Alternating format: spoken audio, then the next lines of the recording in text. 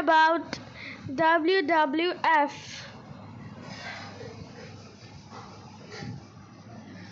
What is WWF? WWF is also known as the Worldwide Fund for the Nature, and it was an international non-governmental organization. What is its mission? Its mission is to conserve nature and reduce the most pressing threats to the diversity of life on the earth.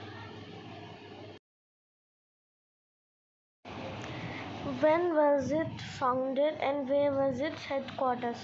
Founded on 29th April 1961, Morges, Switzerland. Headquarters, Gland, Switzerland.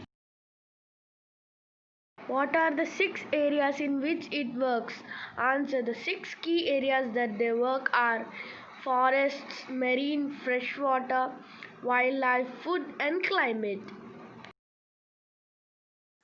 Find out the names of any 10 tiger reserves in India. Answer. Corbett Tiger Reserve, Uttarakhand 208, Bandipur Tiger Reserve, Karnataka 109, Nagarhul Tiger Reserve, Karnataka 93, Bandagarh Tiger Reserve, Madhya Pradesh 49, Tadoba Andhari Tiger Reserve, Maharashtra 88.